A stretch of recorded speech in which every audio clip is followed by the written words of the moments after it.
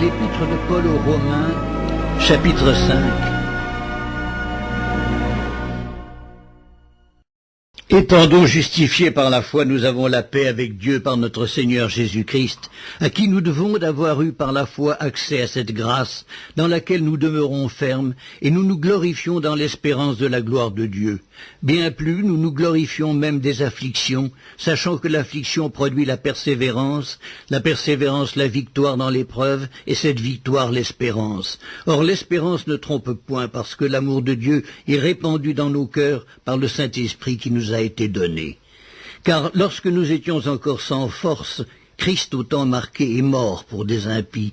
À peine mourrait-on pour un juste, quelqu'un peut-être mourrait pour un homme de bien, mais Dieu prouve son amour envers nous en ce que, lorsque nous étions encore des pécheurs, Christ est mort pour nous.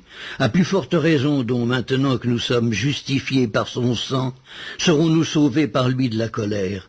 Car si, lorsque nous étions ennemis, nous avons été réconciliés avec Dieu par la mort de son Fils, à plus forte raison, étant réconciliés, serons-nous sauvés par sa vie. Et non seulement cela, mais encore nous nous glorifions en Dieu par notre Seigneur Jésus-Christ, par qui maintenant nous avons obtenu la réconciliation. C'est pourquoi par un seul homme le péché est entré dans le monde, et par le péché la mort, et qu'ainsi la mort s'est étendue sur tous les hommes parce que tous ont péché, car jusqu'à la loi le péché était dans le monde. Or le péché n'est pas imputé quand il n'y a point de loi.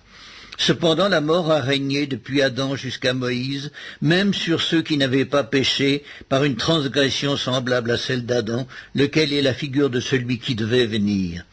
Mais il n'en est pas du don gratuit comme de l'offense, car si par l'offense d'un seul il en est beaucoup qui sont morts, à plus forte raison la grâce de Dieu et le don de la grâce venant d'un seul homme, Jésus-Christ, ont-ils été abondamment répandus sur beaucoup.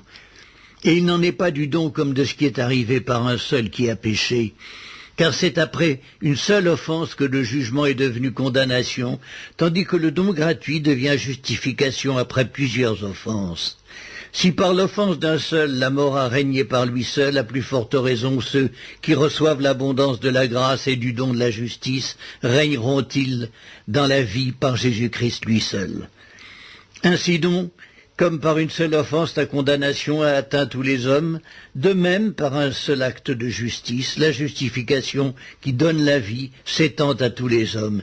Car, comme par la désobéissance d'un seul homme beaucoup ont été rendus pécheurs, de même par l'obéissance d'un seul beaucoup seront rendus justes. Or la loi est intervenue pour que l'offense abondât, mais là où le péché a abondé, la grâce a surabondé, afin que, comme le péché a régné par la mort, ainsi la grâce régna par la justice pour la vie éternelle, par Jésus-Christ notre Seigneur.